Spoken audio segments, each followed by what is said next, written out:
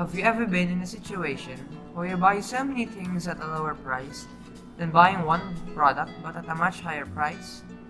A type of situation where you just put all of your desires in your cart just because it's on sale, or they offer it in a low amount that you always think that it's more practical to buy many products at a lower price. Or you just have to buy the things that you need because you have to save for a K-pop concert. Well, let me explain to you why you think like that.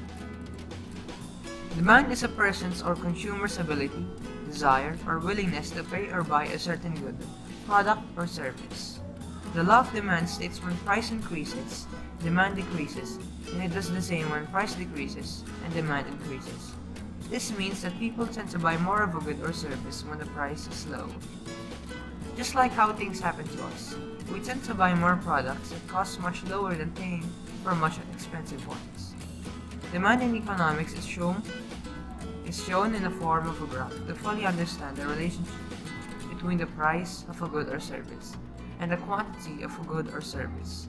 The graph for demand is always a downward sloping curve, as it shows the inverse relationship between price and quantity.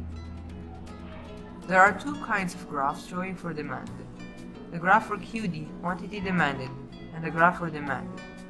The graph for QD shows only a movement along the demand curve. The only factor affecting this curve is price, where if price increases, quantity demanded decreases and vice versa. Meanwhile, the graph for demand shows the shifting of the demand curve.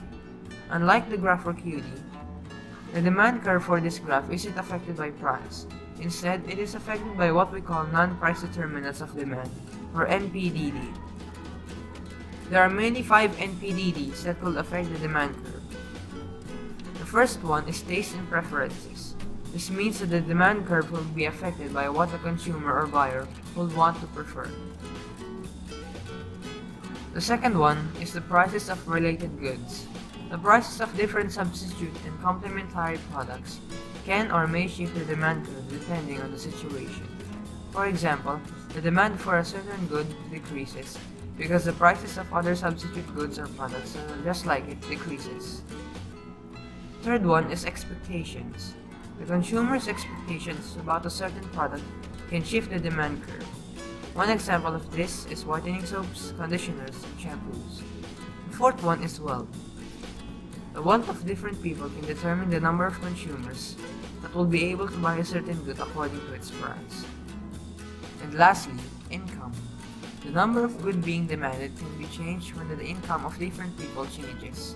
For example, the demand for chicken could increase if the income of the people buying chicken will also increase.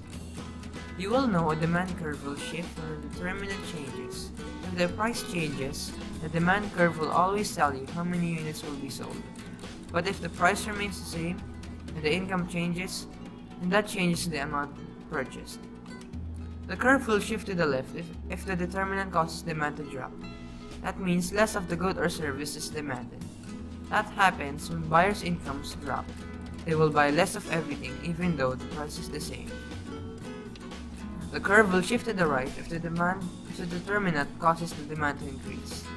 This means more of the good or service are demanded at every price. That happens when buyers' incomes increase. They will buy more of everything even though the price is the same. There. Do you see how the demand curve works? Did we answer your questions?